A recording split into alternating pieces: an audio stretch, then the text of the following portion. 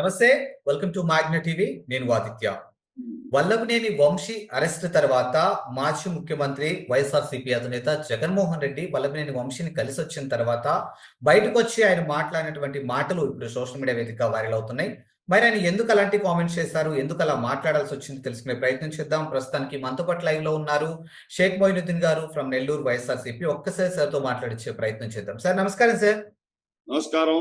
Sir, Vallabhaneni Vamsi arrest తర్వాత వైఎస్ఆర్సీపీ అధినేత జగన్మోహన్ రెడ్డి గారు వల్లభనేని వంశీని కలిసి వచ్చిన తర్వాత బయటకు వచ్చి మాట్లాడినటువంటి అంశాలపైన అసలు మీ కామెంట్ ఏంటి? ఏ ఉద్దేశంతో ఆయన అలా మాట్లాడాల్సి వచ్చింది? మెగా టీవీ ప్రేక్షకులకు నమస్కారం. ఈరోజు జగన్మోహన్ రెడ్డి గారు ప్రతి కార్యకర్తకు అండగా ఉంటాను, ఒక నాయకుడనే కాదు ప్రతి కార్యకర్తకు, నాయకుడికి, పార్టీలో పనిచేసే ప్రతి ఒక్కరికి తన మన భేదం లేకుండా ప్రతి ఒక్కరికి అండగా, తోడుగా, నీడగా ఉంటాను అని చెప్పి ఒక వాగ్దానం చేశారు. అదే విధంగా ఈరోజు వల్లభనేని వంశీ గారిని కూడా పోయి పరామర్శించడం జరిగింది జైలులో.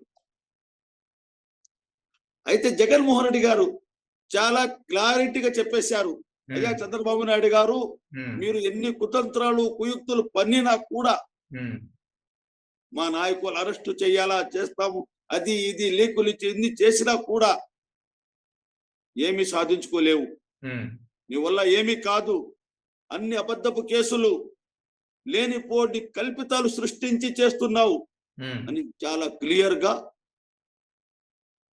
ప్రజల ముందు ఉంచారు. అయితే ఇక్కడ ఒక చిన్న విషయం మీద క్లారిటీ పంచుకుంటున్నా సార్. ఒక పచ్చ మీడియా ఛానల్, ఆ ఛానల్ ఏం చేస్తుందంటే జగన్మోహన్ రెడ్డి గారు వంశీ గారు ములాఖత్ సమయంలో, ఆ ములాఖత్ సమయంలో ఒక పచ్చ మీడియా వంశీ గారి శరీరంలోకి దూసుకుని వెళ్ళిపోయింది. ఒక పచ్చ మీడియా ఛానల్ వంశీ గారి శరీరంలోకి దూసుకుని వెళ్ళిపోయి వంశీ గారు ఏమేం మాట అనుకుంటున్నారు శరీరం లోపల బయటికి చెప్తా వస్తుంది. జగన్మోహన్ రెడ్డి గారు జగన్మోహన్ రెడ్డి గారి శరీరంలో దూసుకు వెళ్ళిపోయింది ఆ ఆత్మ, ఆ పచ్చ మీడియా ఆత్మ వెళ్ళిపోయి జగన్మోహన్ రెడ్డి గారు ఏం ఆలోచిస్తున్నారు, ఇంత దరిద్రంగా చేసిన జర్నలిజం ఎక్కడ చూడలేస్తాను నేను.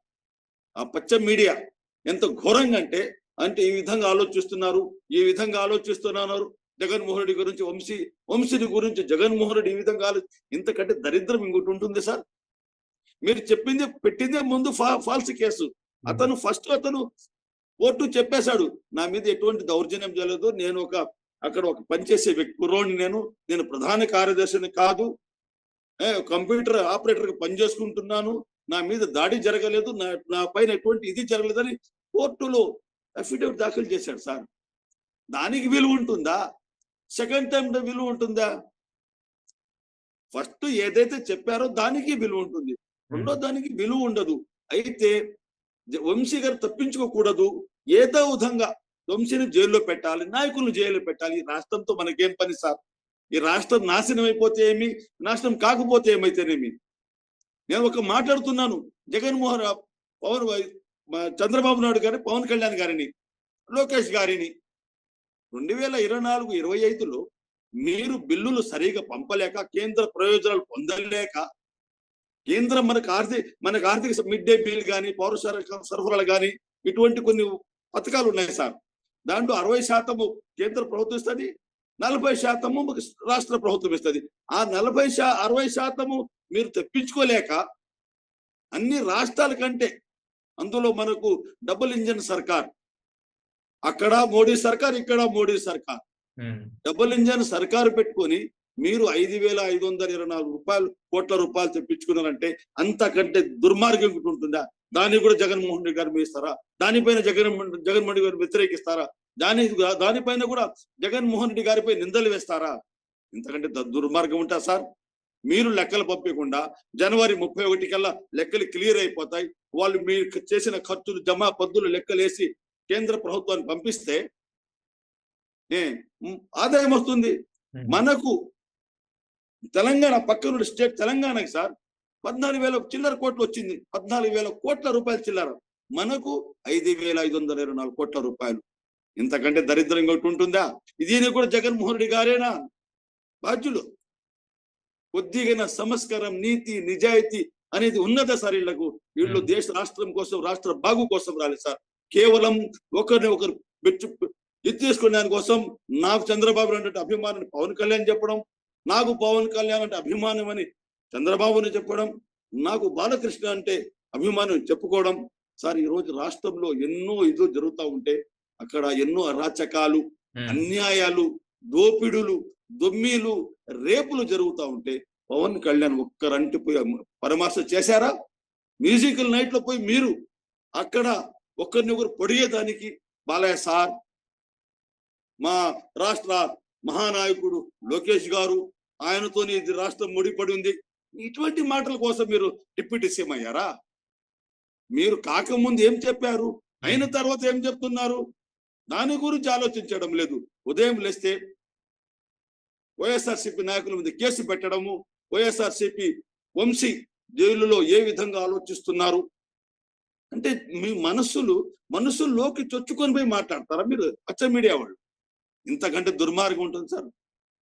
థర్డ్ ఐ అంట, త్రినేత్రం, అదేంది సార్ నాకు అర్థం. ఆ నేత్రం ఎక్కడి నుంచి పుట్టిందో ఏమో, ఆయన ఏంది మాట్లాడుతున్నాడు అతనికి అర్థం కావడం లేదు. జర్నలిజం ఇంత దుర్మార్గం ఉంటుందని చూసింది ఆంధ్రప్రదేశ్ లో సార్. ఒకటి గోధి మీడియా ఒకటి ఉంది, వాళ్ళు అంతే. ఈ పచ్చ మీడియా లేస్తే పొద్దున్న లేస్తే జగన్మోహన్ రెడ్డి ఈయన జపం లేనిది వాళ్ళు తెల్లారు. మీకోసం ప్రజలు మీరు చెప్పిన అబద్ధపు భూటపు మాటలు నమ్మి మీకు గెలిపించి ఇచ్చేస్తే ఈ రోజు ప్రజల నెత్తిన షట్టు గోపం పెడుతున్నారంటే ఇంతకంటే దుర్మార్గం ఇంకొకటి ఉంటుందో చెప్పండి సార్? ఇంతకంటే దుర్మార్గం ఉండదు. అంటే మీకు 5,524 రూపాయలు కేంద్రం ఇచ్చింది, 6,000 కోట్ల పై చిలుకు కేరళకి ఇచ్చింది. చిన్న రాష్ట్రం కేరళ, మనకంటే చాలా చిన్న రాష్ట్రం. అటువంటి చిన్న రాష్ట్రానికి 6,000 చిలుకు కోట్ల రూపాయలు తెచ్చుకుంటే, మన ఇంత పెద్ద రాష్ట్రానికి 5,524 రూపాయలు తెచ్చుకుంటే సిగ్గు అనిపించడం లేదు సార్? ప్రజలకు అబద్ధం చెప్తారా? మీరేమన్నారు? ఈరోజు కేవలం కేసులు ఎందుకు పెడుతున్నారు? ఆంధ్ర రాష్ట్ర ప్రజలు గ్రహించాలి, ఈ కేసులన్నీ బూటకము. ఎందుకంటే నెరవేర్చలేనటువంటి ఆ వాగ్దానాలు ఇచ్చి సూపర్ 6 అని చెప్పేసి, సూపర్ 7 అని చెప్పేసి ప్రజలకు మోసం చేశారు. కాబట్టి ఈ డైవర్ట్ పాలిటిక్స్ కోసం ఈ రోజు వంశీ గారు అరెస్ట్ చేస్తారు, రేపు ఇంకొకరిని అరెస్ట్ చేస్తారు, రేపు ఇంకొకరిని అరెస్ట్ చేస్తారు. ఈ విధంగా అరెస్ట్ చేసుకుంటూ, ఎందుకంటే వాళ్ళు చెప్పలేరు. ఇంకా మీరు పెట్టండి, ఎక్కడ అన్యాయం జరిగింది రాండి, తీసుకురండి ఫస్ట్ ప్రజల ముందుకు. మీరే అన్నారు 14 లక్షల కోట్లు అన్నారు, మొన్న అంటున్నారు 9 లక్షల కోట్లు అని, బడ్జెట్ చెప్పారు 7 లక్షల కోట్లు అని. దేన్ని నమ్మాలి? బడ్జెట్ పెట్టింది నమ్మాలా? మొన్న కందుకూరులో మీరు చెప్పిన మీటింగ్ చెప్పింది 9.5 లక్షలు అని చెప్పి అది నమ్మాలనా? ఫస్ట్ చెప్పాలనా? అంటే మీరు వాగ్దానం చేసేటప్పుడు 14 లక్షల కోట్లు అప్పు ఉంది మన రాష్ట్ర ప్రభుత్వము, మన ఆంధ్రప్రదేశ్ ప్రభుత్వం అని చెప్పి మీకు ఆ రోజు తెలీదా? ఆ రోజు గుడ్డి గాడిదలు పళ్ళు తోముతున్నారా ఈ కూటమి నాయకులు? ఏమనుకుంటున్నారు ప్రజల్ని మీరు? మీ రౌడీయిజము, మేము చేస్తాము, మేము కౌన్సిలర్లను కొంటాము. తునిలో జరిగింది ఏంది సార్? నవ్వుకుంటున్న రాష్ట్రం అంతా. ఇంత సిగ్గుమాలిన రాష్ట్ర ప్రభుత్వాన్ని ఇంతవరకు చూడలేదు ప్రజలని. వైసీపీ నాయకుల్ని వాళ్ళ ఇంటి దగ్గరికి పోయి వాళ్ళని బయటికి రండి, వాళ్ళ మీద కేసు, వాళ్ళ ఇళ్ల దగ్గరికి పోయి మీరు కేసులు పెట్టడం ఏంది? వాళ్ళ ఇళ్ల దగ్గరికి పోయి మీరు కేసులు పెట్టాడు సార్, ఎంతవరకు న్యాయము? ఆంధ్ర రాష్ట్ర ప్రజలు గ్రహించాలి. మీరే అంటారు ఏమని, నేను పవన్ కళ్యాణ్ గారికి ఫోన్ చేస్తే నా ఫోన్ లిఫ్ట్ చేయలేదు అని. నా ఫోన్ లిఫ్ట్ చేయలేదని అంటే ఒక ముఖ్యమంత్రి తన డిప్యూటీకి ఫోన్ చేస్తే ఎత్తలేదంటే తప్పు జగన్మోహన్ రెడ్డిదా? మళ్ళీ మీరే అంటారు పురంధేశ్వరి గారు వాళ్ళ సతీమణి ఫోన్ చేస్తే, భువనేశ్వర్ సార్ భువనేశ్వర్ గారు ఫోన్ చేస్తే మెసేజ్ పెడుతూ మాట్లాడితే నేను తప్పకుండా వస్తానమ్మా, ఒక మెసేజ్ పెట్టు సరిపడ్డారు. అంటే దేన్ని నమ్మాలా? ఇది కూడా జగన్మోహన్ రెడ్డి పని చేస్తారా? ఈ రోజు మీకు ఆదాల ప్రభాకర్ రెడ్డి, మాజీ మంత్రి గౌరవనీయులు, తాజా మా పార్లమెంట్ సభ్యులు ఆదాల ప్రభాకర్ రెడ్డి గారు ఏ చిన్న కార్యకర్త కూడా ఫోన్ చేస్తే అతను బిజీలో ఉంటే ఫోన్ లిఫ్ట్ చేయకపోతే తిరిగి అది ఎంత సమయం అని కానీ సార్ ఫోన్ చేసి మాట్లాడతారు. ఏమయ్యా ఫోన్ చేశారు, ఏం ఇబ్బంది ఏంటి, ఏం కష్టాలు ఏంటి చెప్పండి అంటారు. ఆదాల ప్రభాకర్ రెడ్డికి అంత బిజీ అయిన పర్సన్ ఇక్కడ సీఎం, డిప్యూటీ సీఎం తేడా లేదు సార్? చెప్పండి మీరు. ఆంధ్ర రాష్ట్ర ప్రజలు గ్రహించాలి. పోతే ఇప్పుడు ప్రస్తుతానికి ఆంధ్రప్రదేశ్కి సంబంధించి కానీ ఓవరాల్ గా చూసుకుంటే వర్క్ బోర్డ్ బిల్లుకి సంబంధించినటువంటి అంశంపై మీ కామెంట్ ఏంటి? అసలు ఎలా చూస్తున్నారు దీన్ని? సార్ వక్ఫ్ బోర్డు అంటే ఏంటి? ఫస్ట్ దీని గురించి తెలుసుకోవాలి. చాలా మంది తెలియదు. భ్రమలు పుట్టించి వక్ఫ్ బోర్డు గురించి ప్రజల్లోకి విపరీత అర్థాలు తీసుకుపోతున్నారు. వక్ఫ్ బోర్డు అంటే సార్, వక్ఫ్ అంటే నిలబడు, వక్ఫ్ అంటే నిలబడమని. వక్ఫ్ అనేది పదం ఏంటంటే నిలబడు అని. ఎందుకంటే నా దగ్గర ఒక 100 ఎకరాలు 1000 ఎకరాలు ఉంది. ఒక ABCD ఎవరు, ఒక రాజు దగ్గర, ఒక జమీందారు దగ్గర, ఒక పుణ్యాత్ముడి దగ్గర ఒక 1000 ఎకరాల పొలం ఉంది సార్. అతను ఏం చేస్తా అంటే ఒక 100 ఎకరాలు రాసి ఇచ్చేస్తాడు వక్ఫ్ బోర్డుకి. నా మరణం తర్వాత ఈ డబ్బుతో పేద ప్రజలకు సహాయం చేయండి అని. వీళ్ళు చెప్తున్నారే, అప్పుడు నవాబులు గుర్రం వెళ్ళిపోతా ఉంటే ఎంత దూరం గుర్రం పోతే ఇక్కడ దాకా నాది వక్ఫ్ చేసేయండి అని చెప్పి అన్ని అబద్ధ కూతలు. ఈ రోజు అదానీలు అంబాలు వేల లక్షల కోట్లు సంపాదించుకొని పిల్లికి కూడా భిక్షం పెట్టడం లేదు. పిల్లికి కూడా భిక్షం పెట్టడం లేదు. వాళ్ళు ఇస్తున్న సహాయం చూసారా? వాళ్లకు ట్యాక్స్ మాఫీ పైన ఇస్తున్నారు వాళ్ళంతా తప్ప పిల్లికి కూడా భిక్షం. ఆ రోజు నాయకు అప్పుడు ఏమి అభంశుభం తెలియని కల్మషంగా వాళ్ళు ఆ టైంలో వాళ్ళు చనిపోయిన తర్వాత పేదల కోసం ఏదైనా మంచి చేయండి అని చెప్పి 100 ఎకరాలు 50 ఎకరాలు 200 ఎకరాలు 300 ఎకరాలు ఇట్లా నెల్లూరు కూడా చాలా ఇచ్చినారు. వెంకటగిరి రాజా వాళ్ళు కాలేజ్ కట్టించారు, విఆర్ కాలేజ్, DKW కాలేజ్ కానీ, హాస్పిటల్ కానీ వాళ్ళు ఆ రోజు కట్టించారు. ఎందుకంటే పుణ్యం కోసం. ఆ విధంగా వక్ఫ్ అనేది కూడా పుణ్యం కోసం ఆ రోజు పెద్ద పెద్ద వాళ్ళు 100 ఎకరాలు 2000 ఎకరాలు 1000 ఎకరాలు ఆ రోజు వాళ్ళు జమీందారులు. మీకు తెలుసు కదా సార్, మొఘల్ సామ్రాజ్యం, నవాబుల సామ్రాజ్యం తర్వాత మన బ్రిటిష్ సామ్రాజ్యం వచ్చింది. బ్రిటిష్ సామ్రాజ్యం మీరు గుర్రం వేసుకొని పోయి ఆడదాకా రాదంటే ఎవరైనా ఒప్పుకుంటారా? మీరు చెప్పండి, ఒప్పుకుంటారా? ఎవరైనా బ్రిటిష్ వాళ్ళు ఒప్పుకుంటారా? ఈ గుర్రం 7 దాకా పోయింది, ఈ స్థలం అంతా వక్బడి అంటారా? పేదల కోసం దానం చేసింది సార్ అది. ఈ రోజు వాళ్ళు ఆ రోజు పుణ్యాత్ములు కాబట్టి దానం చేశారు. ఈ రోజు అంతా దుర్మార్గులు ఉన్నారు కాబట్టి దాన్ని దోచుకుంటూ ఉన్నారు. దోచుకొని లేనిపోని అభూత కల్పనలు సృష్టించి చేశారు. ఆ రోజు పటేల్ గారు ఏమన్నారు? అయ్యా, మీ యొక్క వక్బోర్డు స్థలాలు ఎదుటి ఎవరు కబ్జా చేసుకుంటారు కాబట్టి దీన్ని రక్షించాలంటే నేను వక్ఫ్ బోర్డు చట్టం తీసుకొస్తాను, వక్ఫ్ బోర్డు తయారు చేస్తాను. ఆ బోర్డు స్థలం అంతా ఈ భూముల ఆస్తులన్నీ పెట్టేసి దాన్ని రక్షించి పేద ముస్లింల కోసం స్కాలర్షిప్లు కానీ, ఫీజులు కానీ, ఇటువంటి వాటి కోసం, పేద పిల్లకాయలు పెళ్లిళ్ళ కోసం ఇటువంటి వాటి ఖర్చు పెట్టేదానికి ఒక బోర్డు లాగా తయారు చేసి దాన్ని ఉంచుతాము అని చెప్పి దాన్ని తయారు చేసింది ఆ రోజు సర్దార్ వల్లభాయ్ పటేల్ గారు. ఈ రోజు వీళ్ళు ఏమంటున్నారు? నేను దానం చేస్తాను సార్, ఇక్కడ 10 ఎకరాలు, ఇది నా 10 ఎకరాలు నాదని చెప్పి ఎవరిదని చెప్పాలి నేను? మీరు దోచుకొని తినేస్తా. ఈరోజు అంబానీ కట్టిన ఇల్లు కూడా అది అనాథాశ్రయం సార్. అది చాలా మంది ప్రజలకు తెలుసో తెలియదు. అనాథాశ్రయాన్ని కబ్జా చేసి ఈరోజు అక్కడ ఇల్లు కట్టుకున్నాడు. దానికోసమే అదానీలు అంబానీలు చాలా స్థలాలు, 100,000 కోట్ల రూపాయల స్థలాలు ఆక్రమించుకున్నారు. దీని నుంచి రక్షణ పొందాలని నరేంద్ర మోడీ గారు ఈ వక్ఫ్ బోర్డుకి చేశారు. అయితే ఇక్కడ దుర్మార్గం ఏంటని చెప్పండి సార్. దుర్మార్గానికి మారు పేరు చంద్రబాబు నాయుడు. నన్ను జైల్లో పెడతారా, ఎక్కడ పెడతారా, ఉరిశిక్ష చేస్తారా, దేనికైనా సిద్ధం చంద్రబాబు నాయుడు, పవన్ కళ్యాణ్, లోకేష్ బాబు. ఒళ్ళు దగ్గర పెట్టుకుని మాట్లాడాలి మీరు. ఆ రోజు ఏమన్నా మేము రక్షిస్తాం, ముస్లింల సమస్యలు పరిష్కరిస్తాం, వక్ఫ్ బోర్డు రక్షించుకుంటాం, మీకు ఎటువంటి ఇబ్బంది కలగనివ్వమన్నారు. ఈ రోజు వచ్చే రోజున మీరు పార్లమెంట్ లో, రాజ్యసభలో వక్ఫ్ బోర్డు చట్టానికి మద్దతు తెలిపి వక్ఫ్ బోర్డు దాన్ని నిర్వీర్యం చేశారు. మీరు కాదా? అవునా కాదా? ఈ రాష్ట్రం నుండే టీడీపీలో ఉండే, జనసేనలో ఉండే ముస్లిం నాయకులు కనీసం మర్యాద, నీతి, నిజాయితీ తెలిసిన వ్యక్తులై ఉంటే ఈ పార్టీకి ఎప్పుడు రాజీనామా చేసి బయటికి వచ్చాలా? ఈ దుర్మార్గులు పార్టీల కోసం, పదవుల కోసం దాంట్లో మేమైతే సార్ ఎంటుకతో సమానం పదవి అని చెప్పేద్దు. మేము ఎంట్రుక సమానం పదవులు అంటాము. ఈ రోజు ఇంత అన్యాయం జరుగుతున్నా కూడా దాని గురించి ప్రజలకు క్లారిటీగా చెప్పలేకపోతున్నాం. ఈ వక్ఫ్ బోర్డు ఏంటంది? ఈ రోజు చాలా మంది ఆ వక్ఫ్ బోర్డు అంటే ఓయమ్మ ముస్లిం దోచేసుకున్నారు, అదంతా మాది అంటారు. అది ఎవరు అనలేదురా బాబు. అది ఒక వ్యక్తి సొంతంగా దానం చేసిన వస్తువు వక్ఫ్ బోర్డు స్థలానికి. ఇది పేద ప్రజలకు ఇచ్చేయండి. రంజాన్ ఏం చేస్తారు సార్? రంజాన్ నెలలో ప్రతి ముస్లిం అతని దగ్గర ఎంత డబ్బు ఉంటే అంత డబ్బుల్లో నుంచి 2% తీసి పేద ప్రజలకు వాళ్ళు కూడా బాగా పండుగ చేసుకోవాలని ఇస్తాడు అంటే ఇది తప్ప? ఇది నేరమా?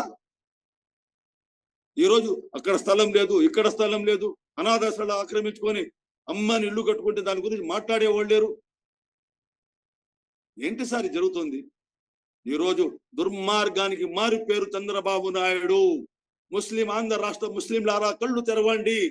ఇంకా ఎప్పుడు తెరుచుకుంటారు కళ్ళు? మీరు నిద్రపోతా ఉంటే ఇంకా ఎప్పుడు నిద్ర మేలుకుంటారు? ఆ రోజు చంద్రబాబు నాయుడు చేసిన వీడియోలు బయట పెట్టండి.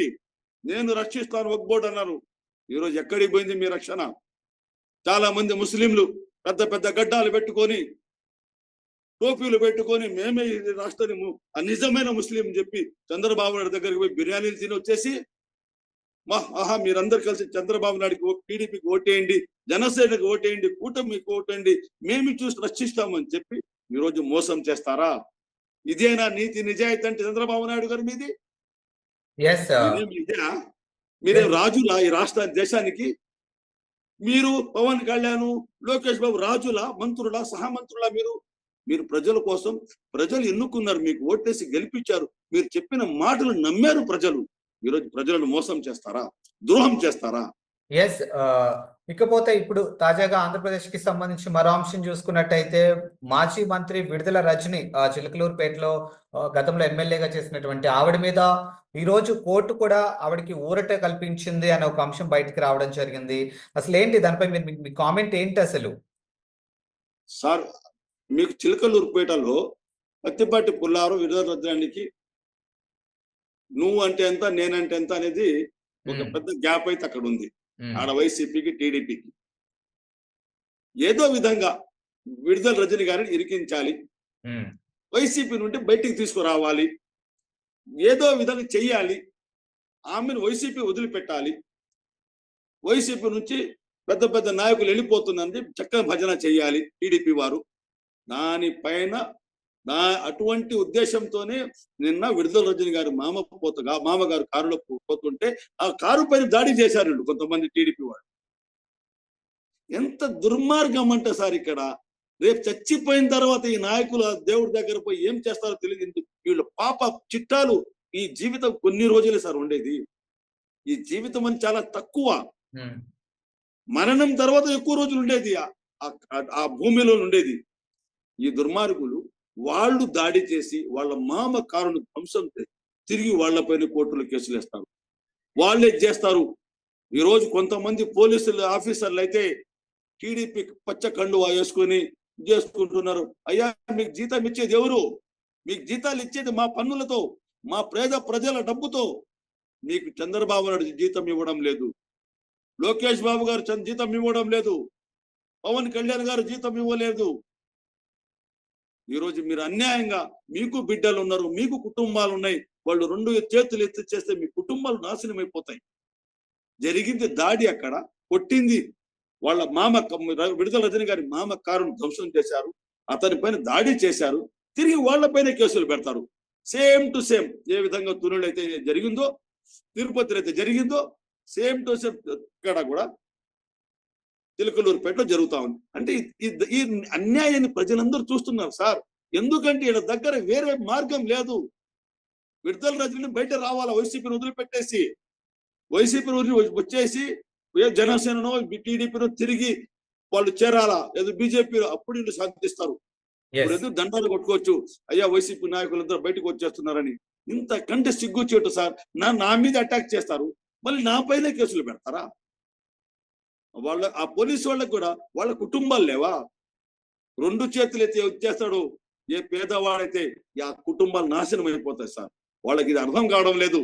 మేము ఏదో మా బాసుల కోసం, మా ఊరి కోసం మేము త్యాగాలు చేస్తున్నాము, మేము ఒకళ్ళ బానిసలమే పని. మీరు బానిసలై ఉండొచ్చు, మీరు తినే తిండి ఎవరిది? ఈ పేద ప్రజలు, ఆంధ్ర రాష్ట్ర ప్రజలు కట్టిన ట్యాక్సులతోనే మీకు జీతాలు ఇస్తున్నారు.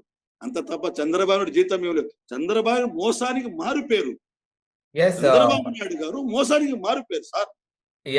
సో వల్లభనేని వంశీ అరెస్ట్ కి సంబంధించి ఎలాంటి అప్డేట్ వచ్చినా మళ్ళీ మీతో లైవ్ లో జాయిన్ అవుతాం. And thank you sir, thank you so much. Thank you so much sir.